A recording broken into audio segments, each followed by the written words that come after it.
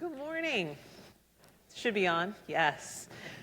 Hi everyone, I'm Susan Daimler. I'm the general manager of StreetEasy, and as everyone here has already said, thank you for joining us on a Saturday morning. And it goes a long way in saying how, I think, excited you are, how inquisitive you are about the home buying search, which is exactly what we want you to be. And hopefully you're getting some great information and more to come.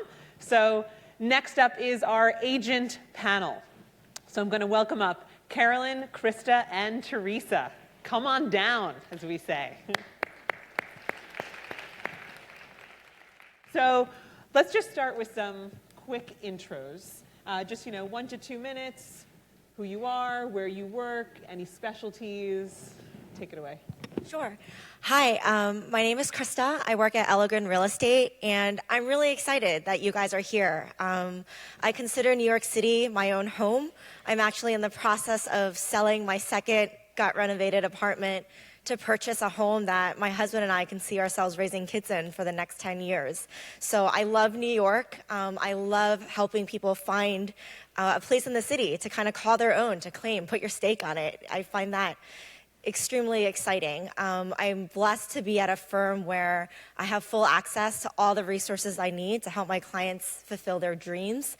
And I love the relationships, the friendships that I've made through the way in my career. It's been really great. It's been really exciting. So take this time to ask us any questions you have. We'd really love to answer them. Thanks. Yes, hi. I'm Carolyn, Campbell Gould. I'm with Douglas Elliman, and I've been a realtor for quite some time. My coverage area is Upper Manhattan, the Bronx, and Lower Westchester. It's always great to start considering purchasing, and we're experienced agents who would be able to assist you. Good morning. I work with Platinum Properties. We're a boutique firm located at 30 Wall Street. We work all over Manhattan and certainly in Brooklyn as well. I'd say what I really love about working at Platinum, and the reason that we're here today, is that we really enjoy developing the relationship with our clients, whether it's your first rental or your first purchase, or it's the second time you've sold with us and you're ready to move on to the next adventure.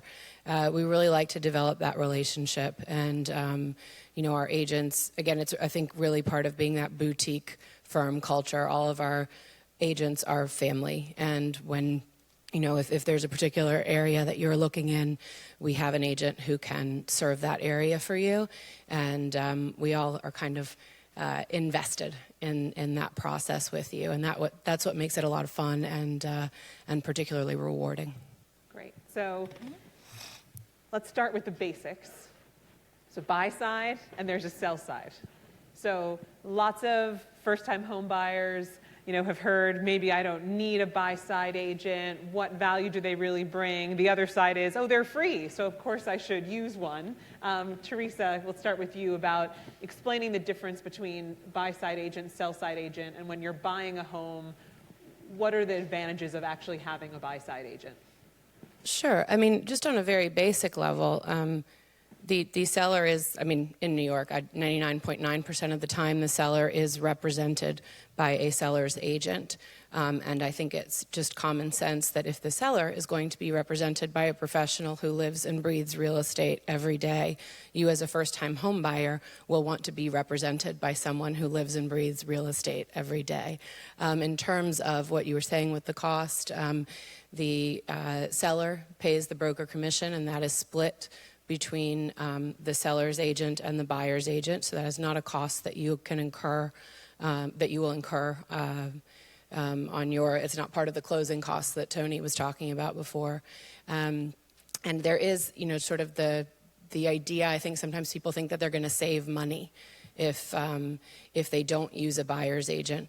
First of all, plenty of times it's in the contract that the commission is the same, regardless of whether or not there is a buyer's agent.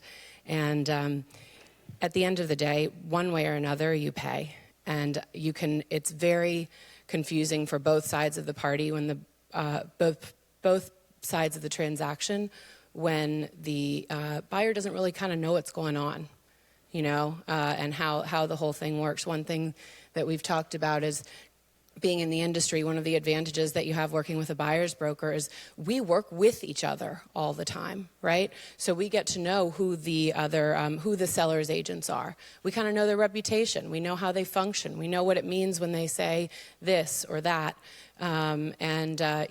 Just below ask is where the other offers are, can mean very different things depending on who you're talking to.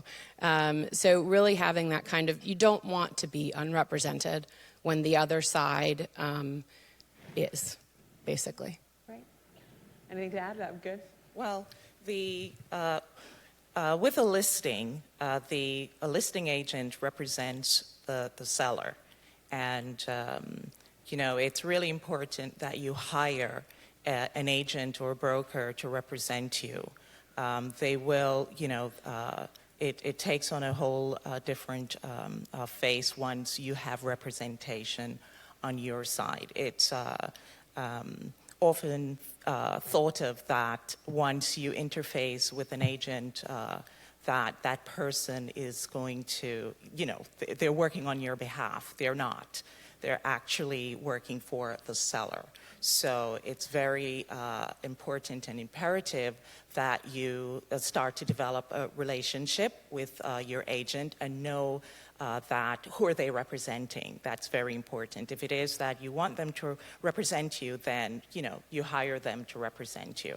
Great. And that's something too, thank you for bringing that up, is the selling agent has a fiduciary responsibility to the seller, and they've usually signed documentation that says that. And so we always liken it to, it's hard to go to court and be represented by the defense and the prosecution.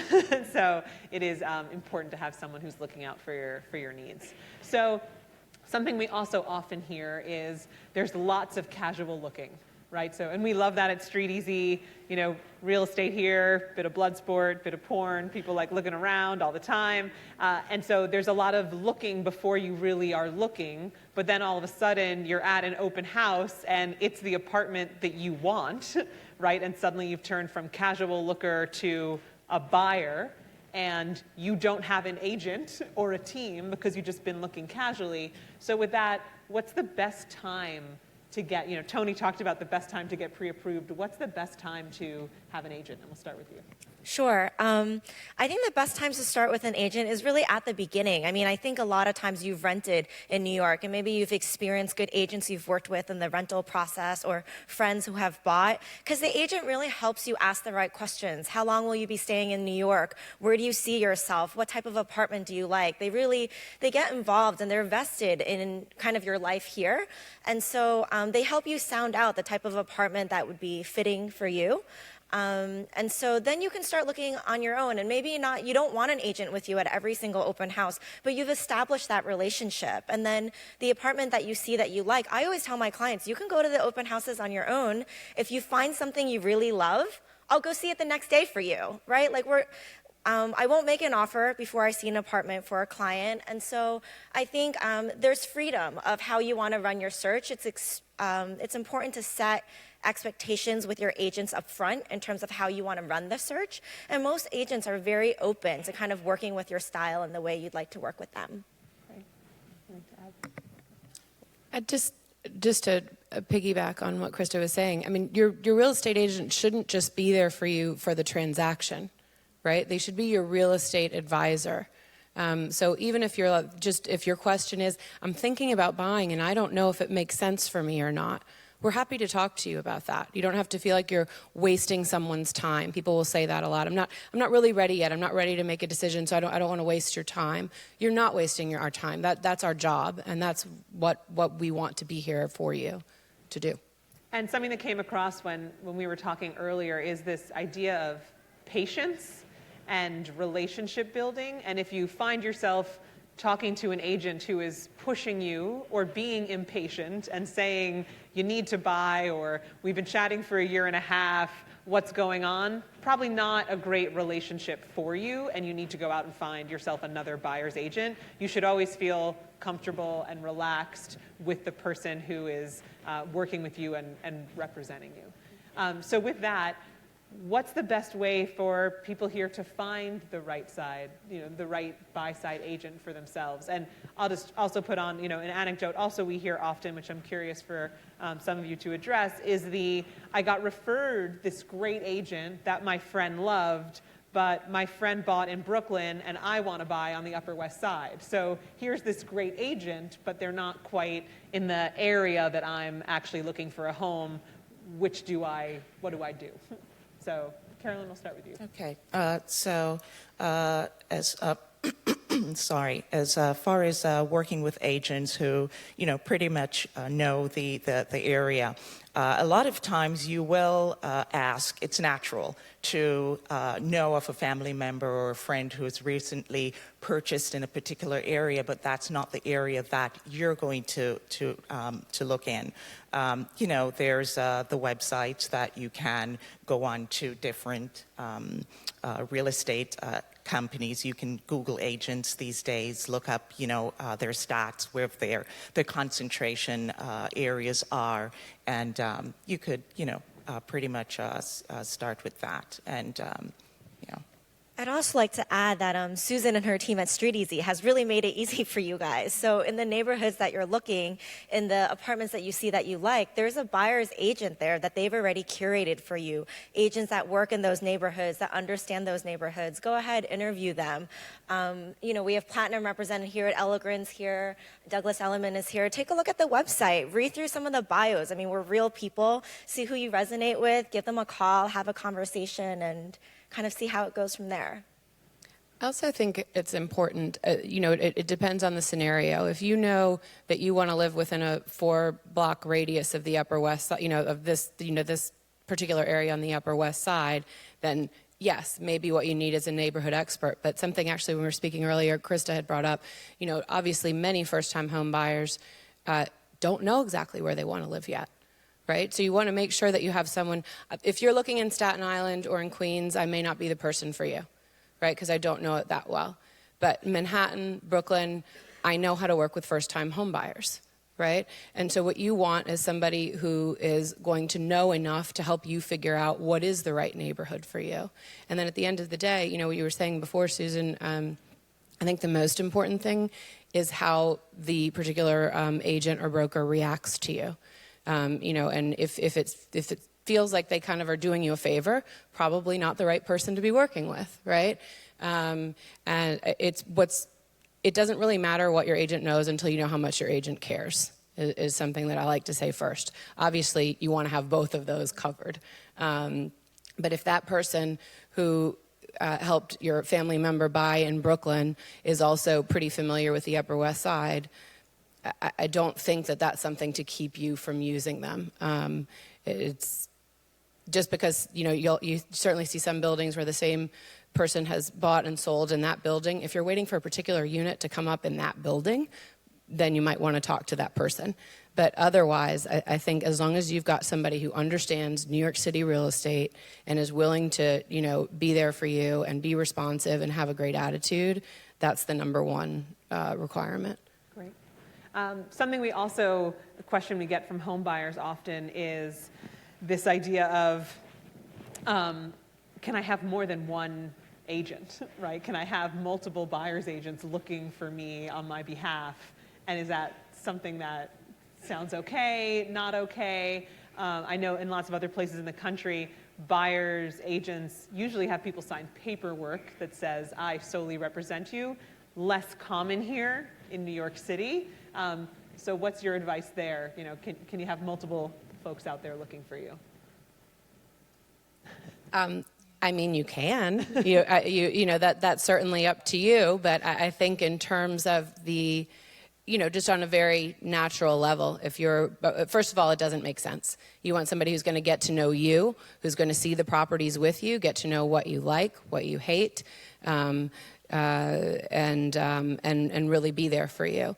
If you are running around with 2-3 buyers brokers, then just also if I'm just radically transparent, if I have one client who is really counting on me, right, and believing in me and trusting in me to help them find their home, that's going to be my priority over the client who is running around with 2 or 3 other buyer's brokers, because I'm not even really, are they serious about buying? I don't know.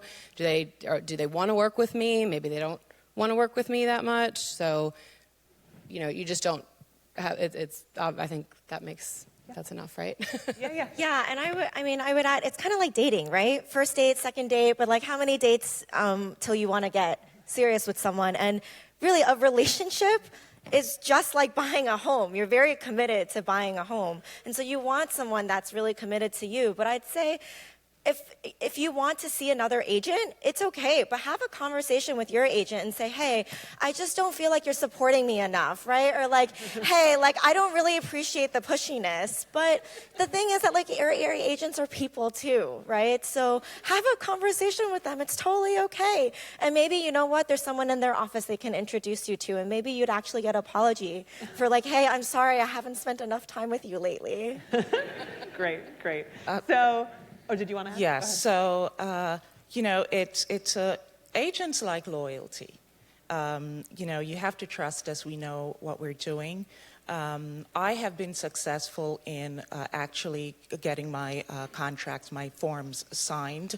As a buyer's agent, I actually don't I prefer to work with buyers who are my clients because, I'm representing them, and I really take that very seriously. If I'm going to be loyal to you and really go to bat for you, all we ask is for you to be loyal to us as well and not have 5 other agents that you're working with. So it's, loyalty is important to us.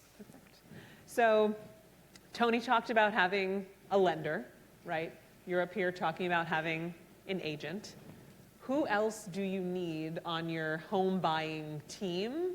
When should you assemble this team? And what are kind of the relationships between the agent and some of these team members? Because the agent is not allowed to say, this person. So who's on the team, when should they assemble the team, and how to go about finding those team members? Carolyn, you look... Your loan officer is key. You have to, that's a great resource for you. So as soon as you start thinking of purchasing, you really should start that relationship with your loan officer, see where you are with your pre-approval. They're key. An agent that you're comfortable with, that's important. Consider having a buyer's agent who's going to really work with you. At some point, an attorney is going to be very important as well. And there are a lot of moving parts, and it's really a team effort to get you through, the process. You have their agents, the mortgage brokers, the attorneys, the bank's attorney, the appraisers, the management company, and eventually to get you to that interview, with the co-op board. Yeah, I would echo Carolyn. The attorney is also key, and an attorney that matches your personality. Some of them are really cut and dry. They go through the due diligence very quick. Some of them are very good in nurturing and kind of explaining to you the process. So the attorney you should interview well as well and find one that kind of fits your style. Real estate attorney, too. Right, yes, and real estate attorney that has done transactions in Manhattan. A lot of times people are like, oh, my parents bought in Westchester, we'd like to use their attorney. And I'd say, great, but your due diligence process is going to take a long time, and they might not understand New York real estate transactions. So I would encourage you to find a local attorney that has done both co-ops and condos before. Yeah, I would just reiterate this because I think it's a really, really important point. New York City is a market unlike any other in the rest of the country or in the rest of the state. You want your real estate agent to be based in New York City.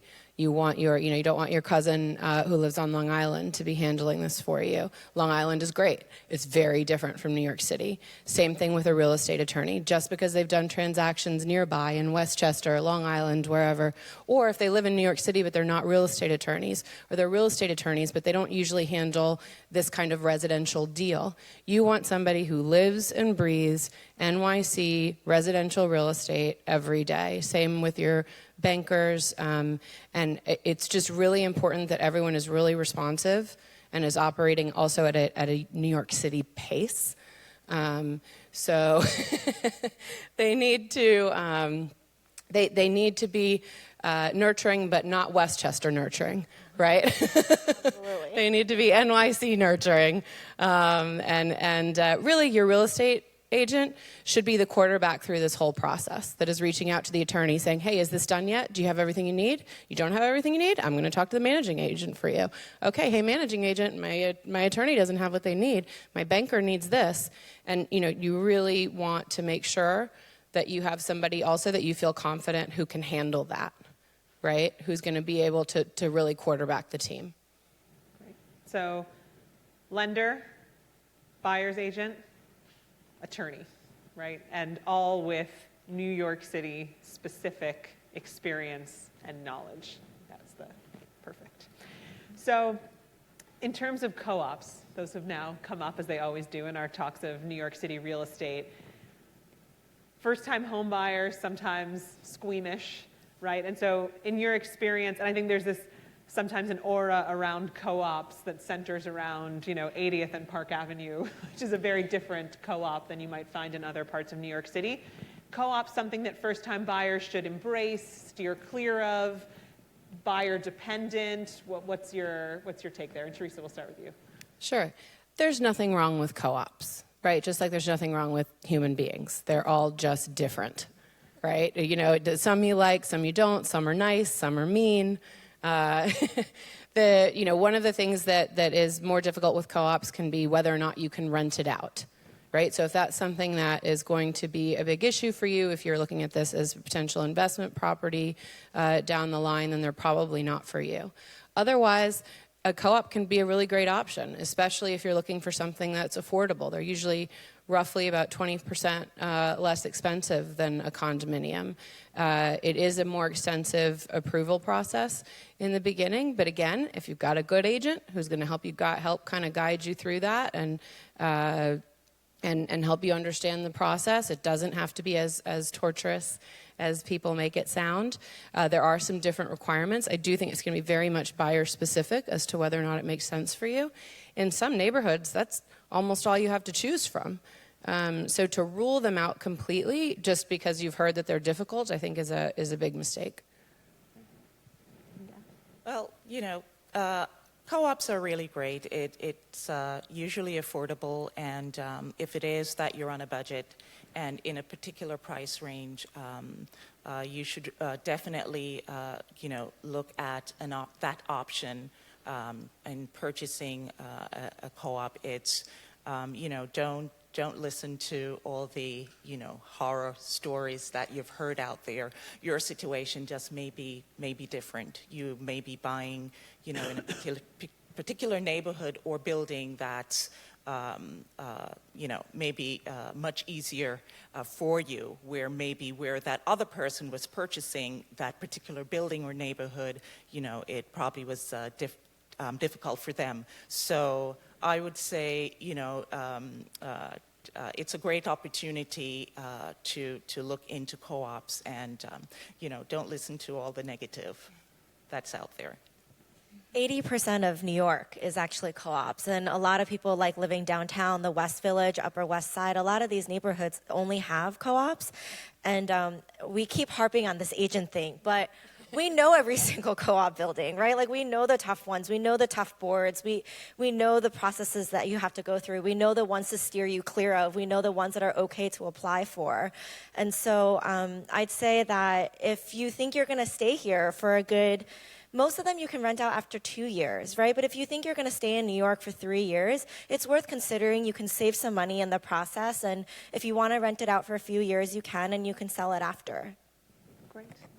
Are you seeing a lot of bidding wars these days? Is that the temperature of the market? And I think that's, people always want to know what's going on out there. I think it depends on how you define a lot, right? In 2014, 2015, when you saw that great chart that Grant had up there about how quickly prices were going up, we were recovering from the recession, people were suddenly ready to buy, right? And it was really, really a seller's market, and it was, it was a fun time to be a seller's agent, I'll tell you that, because you'd have, and a difficult time. It was really important to be a good seller's agent because it's really easy to mess it up when you've got a whole bunch of offers coming in. So I would say we're not in 2015. It doesn't have that same hysteria that it really felt like then. People have calmed down, buyers have calmed down. They're like, wait, okay, nobody's going to do that to me. But it's still a very tight market in the, I'd say, certainly below the $2 million mark, around the $1 million mark, and below. It is a tight market, as again, Grant was showing us in those slides earlier. So you do still see multiple bids. I wouldn't characterize it as bidding wars. I don't think it's something to be afraid of. I think it's something to be guided through, to be realistic about how much is this property worth, how much is it worth to me, and having a really clear idea about that and being able to make an educated and rational decision about how much you want to offer on a property. Perfect. Yeah. Right. What is the most common mistake you see first-time home buyers make? Christa, we'll start with you. I think one of the most common mistakes is actually being too numbers oriented. I work with a lot of finance clients because I have a financial background, and a lot of them get very stuck on the value, right? I don't want to pay 10 over, I don't want to pay 20 over, I want to pay 5 over, and it's your hard-earned money, but at the same time, there's an emotional element to real estate. You're owning a home, and this is something that you're going to be in for the next 5 years. So that kind of money over a longer period of time, what has happened to a couple of my clients is we've lost out on a couple of apartments because multiple people are bidding on them, or it was slightly underpriced, and the listing agent was trying to get multiple bids on it. And so I'd say, find the apartment that you love, weigh through those things, weigh through the numbers with your agent as well. And I always run the comps. I send people Excel spreadsheets of the comps of this is where I think the high point is, the medium point is, the midpoint is. But, stuck between those few $1,000s, and it's not a few. I get that it's not a few. I'm in the process of buying myself right now. It is substantial money, but remembering that it's a home at the end of the day. It's not just buying a stock in the stock market. I'm going to go back to representation. I can't let it go. I think one of the, in my experience, one of the greatest misconceptions is that we actually, we work for you. We have to, establish that from the beginning, who we represent, and if it is that you want us to work with you. So I would say that's, for me, that's the biggest misconception, is that as soon as you start speaking with an agent, that agent is on your side. When in actuality, we're not, unless we establish, if you're going to hire us to work on your behalf. I would just reiterate how important it is to have the right professionals in place across the board. Because again, if my mother says I should use this attorney, I'd trust my mother more than the stranger real estate agent I just met, right? But at the end of the day, it really, just using people who are in New York, if it does happen to be somebody that your real estate agent has worked with before, that can be very good too, because we know how responsive, what their track record is, how responsive they will be. So being able to have that efficient, finely oiled machine in place and working for you, I think is really valuable. Teamwork. Yeah. Great. So we're going to move to some of the Q&A here. Not too late to go to Slido and put your question in. Let me change the clicker here so you can see exactly how to do that.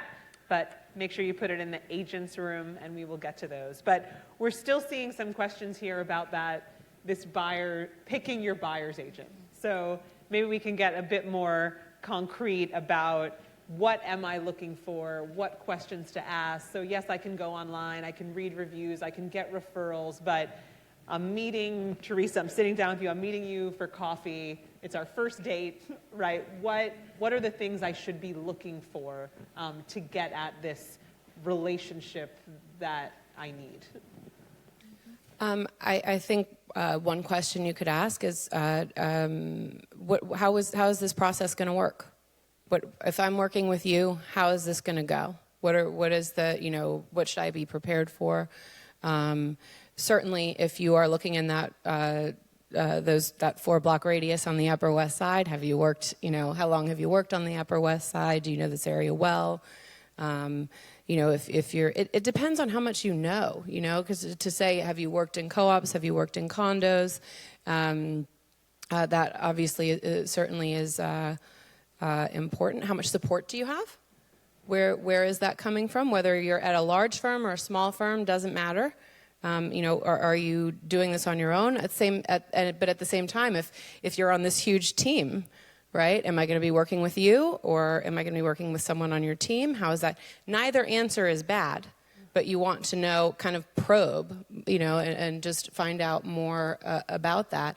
And I think one of the things if there's a specific question about this, I'm happy to answer it. But to me, really, it's as much the what as the how, right? If they're just trying to, find out when you're ready to buy, or and being pushy and trying to get you to the next step, then that's a really bad sign. If they, just started in real estate a couple months ago, maybe that's not a good idea. But, unless their mentor is the top-ranking person and they're going to be, he's going to be holding their hand the entire way through the process, and then maybe you're actually getting one of the top agents in New York, I'd also say that let them lead the conversation. Sorry, I keep going back to dating, but I, as a woman, when I'm dating a man, I want him to lead me, right? I want him to be interested in asking me questions. The same thing with an agent. If I'm working with an agent, see what questions they're asking you. Are they getting to try to know you as a person? Do they care about you? Are they good at their job, right? Can they negotiate? Are they sharp? What was their background in? What do they like to do? Do they talk about their colleagues? What transactions have they done? I would say that, even on a phone call, see how they lead you. See the questions that they ask you. And I think you'd know very quickly whether or not you'd want to start working with them or not. Great. And something that Teresa mentioned, I think, is worth reiterating is this team idea. There are a lot of teams here in New York City, and often you'll meet with the head of the team who you're greatly impressed with and excited about, who either is going to list your apartment, it works on both sides, list your apartment or help you buy an apartment, and then all of a sudden, every open house, their assistant is meeting you, which, as Teresa said, is not a bad thing as long as your expectations are set beforehand.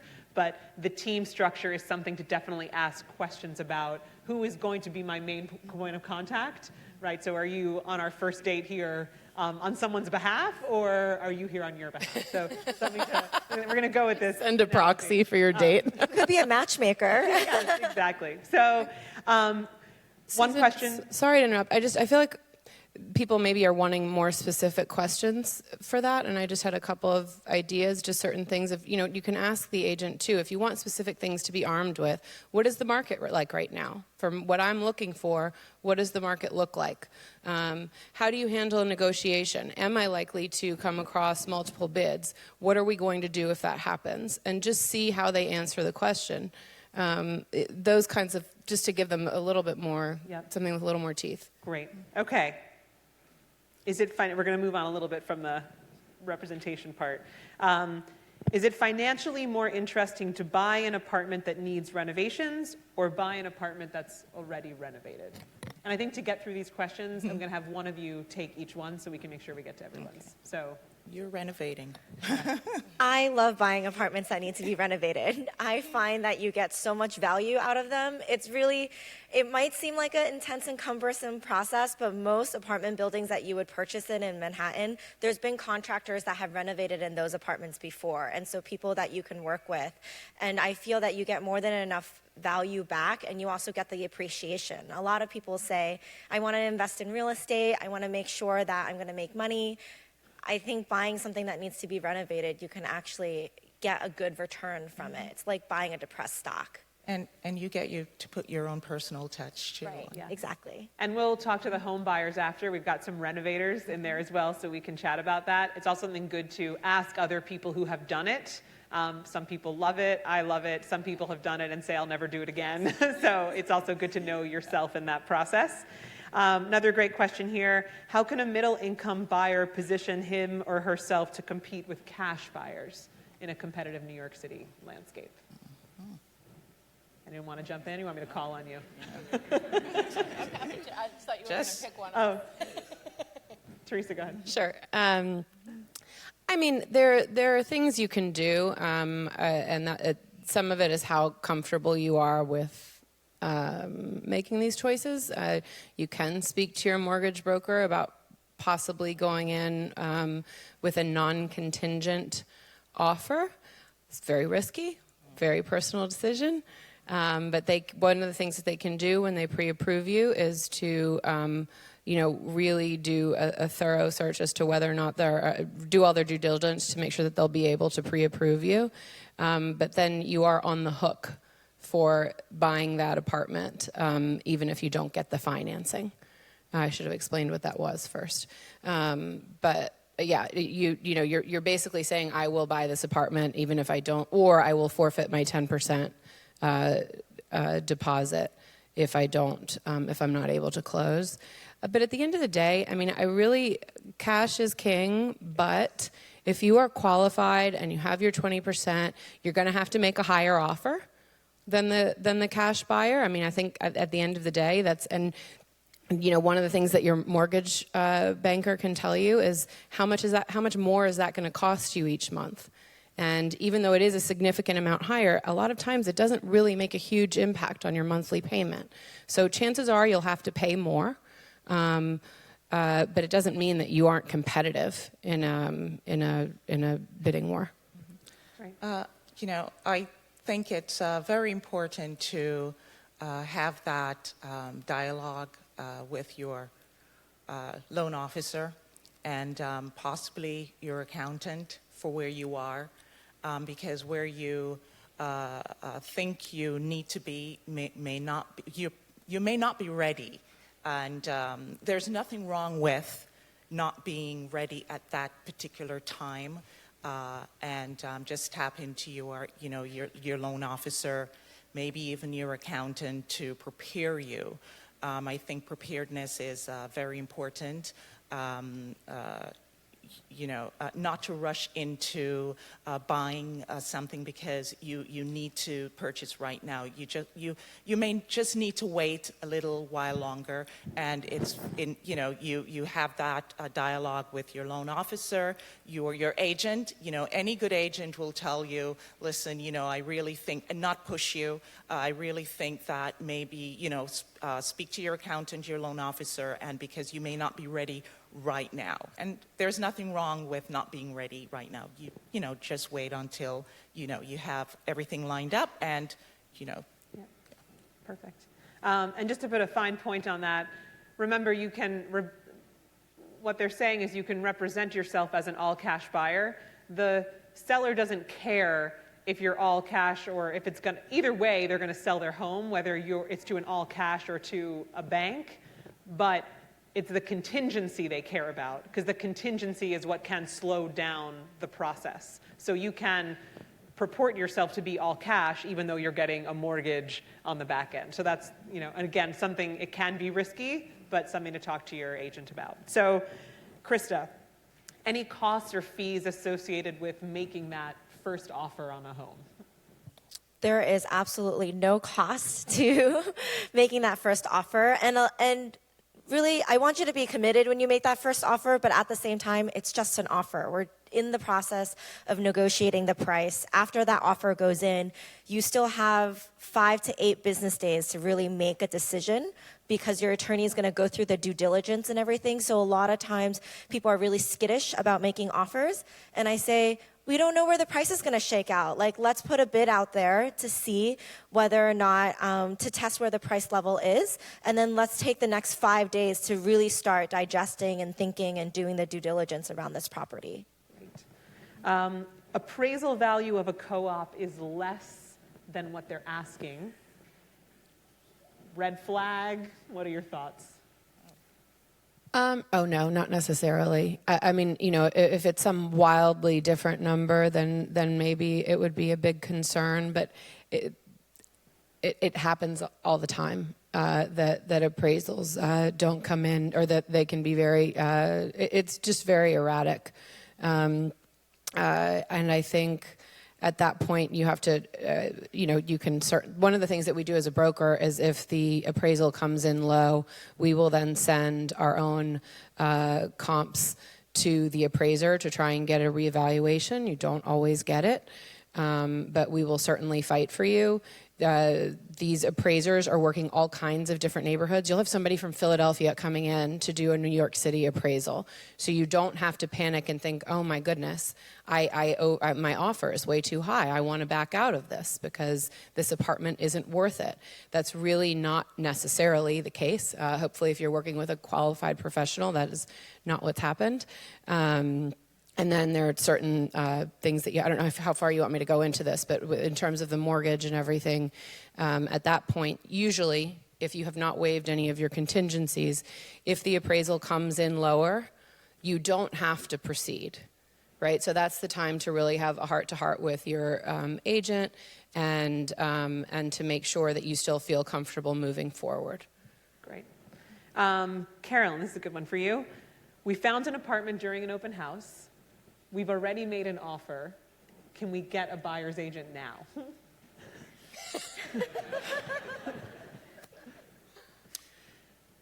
Well, it depends on.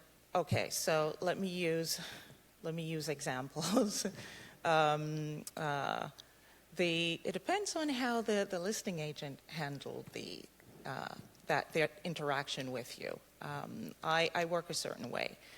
If it is that, and this is me, so this is being recorded. So, you know, if I'm at an open house and I see this all the time, a buyer comes into my open house, they come without their agent, they sign in without their agent, they mention nothing about the agent, and they probably will then mention when they either have the offer in and then say, oh, by the way, I've been working with, you know, an agent for, you know, a period of time. They've been showing me around. And so we prefer, you know, if you've been working with someone, and it goes back to loyalty. You know, if you're working with someone and you go to an open house, you know, it's good to mention that you're working with another agent, and you know, so putting in the offer and then saying, oh, by the way, I'm working with your agent. We really would prefer that you come with your agent. You know, once you know I'm working with a buyer, we go out together. I rarely have my clients go to any open house without me because, you know, to avoid, you know, things like these. Yeah. And that's a key point, is it's, as Christa said, again, you just have to establish this cadence with your agent. And as Christa said, she doesn't mind if people go to open houses without her, but again, they should know that you're going to the open house. And it's a trust thing, right? You're saying, hey, I'm going, it doesn't look like we want it, but like we can swing by on Saturday, we'll be in the neighborhood at a birthday party, great. But if they're in the know, the more you share, like any good relationship, the more open you are, and the more you share, the better off everything will go and run more smoothly throughout the process. So finding these properties, finding these open houses, what is that cadence between buyer and home buyer? I'm sorry, between home buyer and agent? Who finds the properties? Do you have access to properties that aren't on StreetEasy? You know, what else or other places can people go? Is it expected you find the properties, the home buyer? How does that usually work?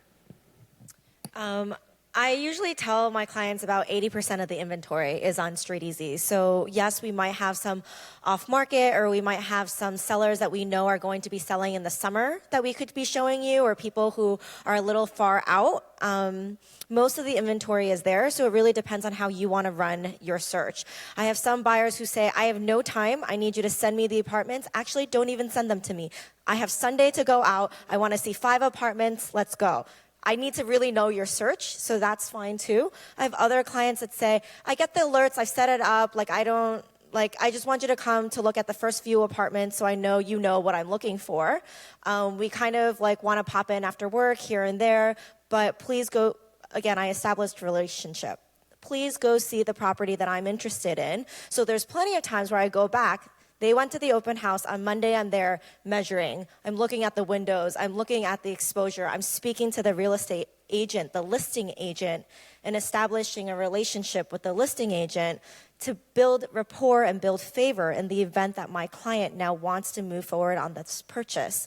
I want the listing agent on my side. I want the listing agent to want to sell my client the apartment. So there's much more that I think finding the right property for my client is only 10% of my job. The other 90% goes into securing the actual apartment, to doing the due diligence behind the apartment, to quarterbacking, like Carolyn said. So finding that property, I mean, you can find it, I can find it. Yeah. Great. And so I think we'll move on to the next question, but the close of that is, again, I think at those first couple of dates, ask, or say, I love looking, or I don't have time to look. Set that expectation early, and of course it can change along the way, but bottom line is, it really is up to you and how you want to run your search, and that you find the agent who's happy to look for properties or realizes that you're always going to be one step ahead of them because you're looking at 3 a.m. and they're doing something else, which happens all the time as well. So people wanting to know, how long does it take to find my home? How often are you working? How long are you working with clients before offer is made?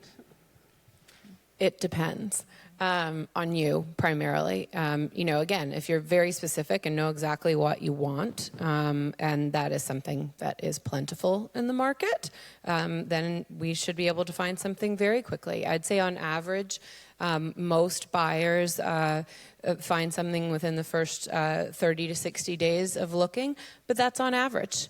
I certainly have people that I've worked with longer, and a lot of that also has to do with whether what you're looking for is very hard to find in the market. It also depends on you.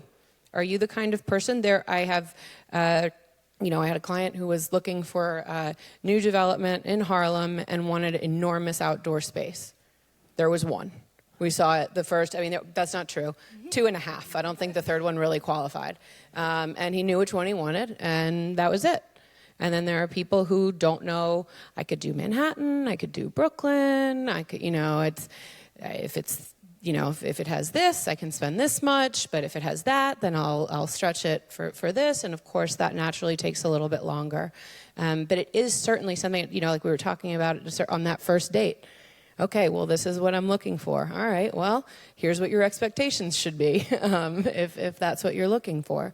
And just really having that communication, I think, is going to help you figure out how long it takes. But in terms of actually finding the property, on average, 30 to 60 days. And then if you're condo or co-op with financing, then you're looking at least probably another couple months after that. And, of course, always possibly longer, depending on the co-op board or condo board schedule, and that sort of thing. Right. And then, so we're going to wrap up here in about 30 seconds, but have any of you done any cryptocurrency purchases?